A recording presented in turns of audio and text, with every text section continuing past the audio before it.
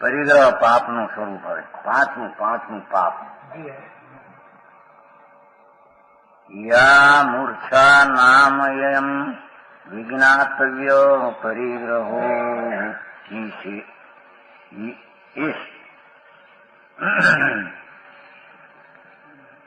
છે ને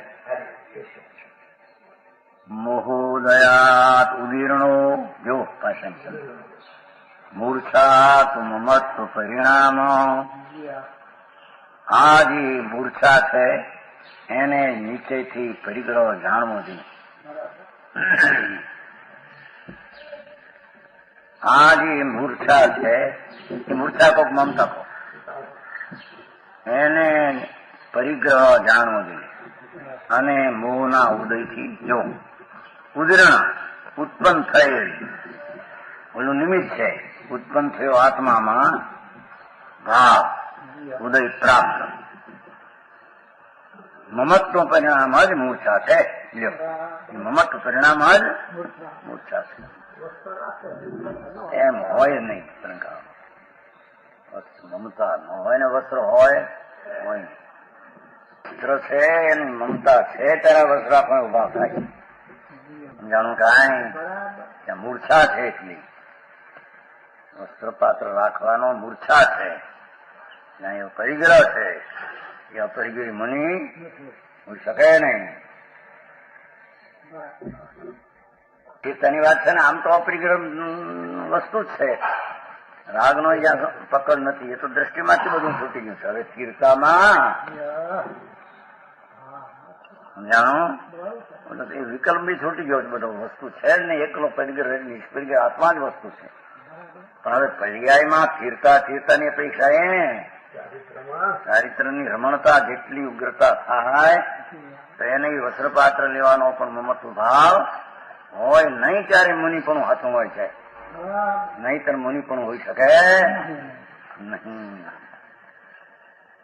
તો એમ કીધું છે મુનિ પણ આમાં જો વસ્ત્ર રાખીને તાણો મુનિ પણ મનાવે માને માનતાને રૂઢ જાણે ગતિને સાધે છે નિબોધને.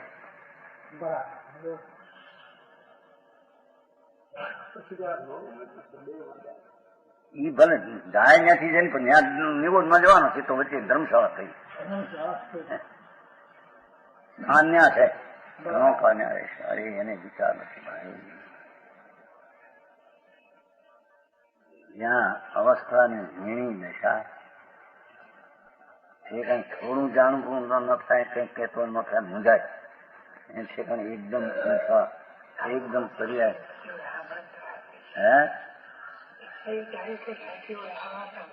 દીક્ષા ક્યાં હતી? દીક્ષા છે.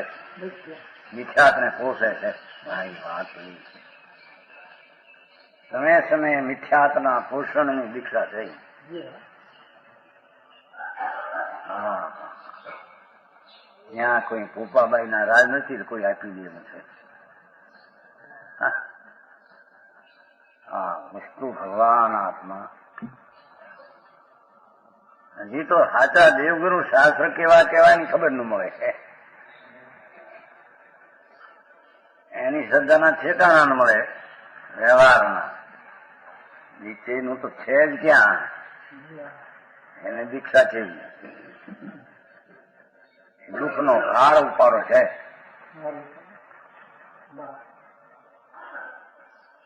સમજાણું કાંઈ? વસ્તુ એવી છે ભાઈ. વ્યક્તિગતની વાત ક્યાં છે? એને પોતાને જે ભાવથી મિથ્યાતાદી થાય છે એ તો જીવની હિંસા કરે છે ને. જીવને એને પોતાને દુઃખ થાય છે એની એને ખબર નથી. એના ફળમાં બહાર આવશે તો એના ફળની એને ખબર નથી. ખબર નથી એટલે કરે છે. એટલે અજ્ઞાનપણે કરેલો દોષ કંઈક એનો બચાવ થઈ શકે છે. અમને આવી ખબર નહોતી. આવી ખબર નહોતી. જગતમાં એક કાંકરો આમ મોઢામાં આવે તો જે કાંકરી આવે તો સળ કાઢી નાખે. દાણામાં અડદના દાણા મળે કસમ કાઢી નાખે. પાદર જૂથ કાઢી. ત્યાં ખબર નહોતી. એમ વિપરીત માન્યતા શું, રાગદ્વેષ શું એ ખબર નથી. જેથી કરીને કઈ વિપરીત માનતા નો દોષ ટળી જાય.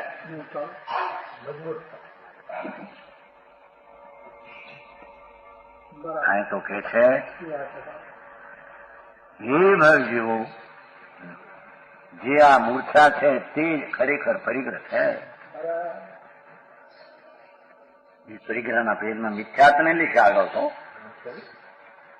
એ મિથ્યાત્વની મૂર્છા ટળી છે એને હવે બીજી આસક્તિની મૂર્છા અંશે ઘટાડવી એને દુષ્વૃત્તિપણું કહે છે. ઓલા કે આ સાવકના વર્તને વાંચતા ને ત્યાં બધું હવે આવ્યું કે નહીં બધું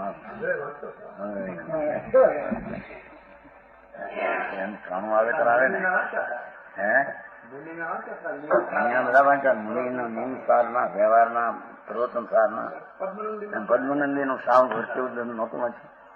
થોડું આવી જાય પુસ્તક છે પણ એનો તો આવે લખાણ અધ્યાત્મ સંદેશ સંદેશ ને જેવો હોય કઈ સાવકના વર્તન अच्छी अच्छी बातों એમ કહેતા બધું એમ પણ હવે અરે મૂળની વાતની સમજણ આવે ત્યારે સમજણ કરે એ નહીં ઓલું લાવ ઓલું હું પણ ઓલું લાવે મૂળનો પાયો હાજા વિના પડી છે. મોટા 2.5 કરોડના મકાન કર્યા હતા તે ભો પડી ગયા મુંબઈમાં.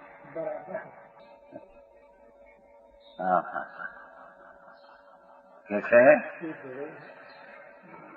તે પરિગ્રહ. મૂર્છા એટલે શું હવે એ વ્યાખ્યા કરે છે. મમતા મને એવું છે કે ચારિત્રમોની કર્મના ઉદયથી ઉદયને પ્રાપ્ત થયેલ ચારિત્રમોનું જેમાં નિમિત્ત છે અને તેમાં પ્રાપ્ત થયેલા તે કાળમાં પોતાનો ભાવ જે મમત્વ પરિણામ સ્વરૂપમાં દ્રષ્ટિ હોવા છતાં ચારિત્રમોના ઉદયમાં વર્તમાન પર્યાય અટકવાથી જે પરિણામ થાય તેને મમત્વ પરિણામ કહે છે.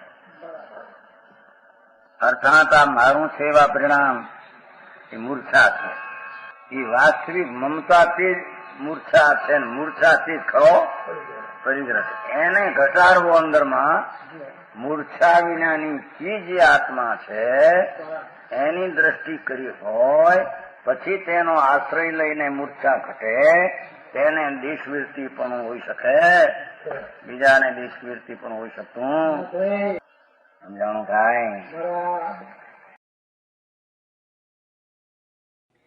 તથાપિ કહાનવાણીના અંકાયે મૂલ્યના કદી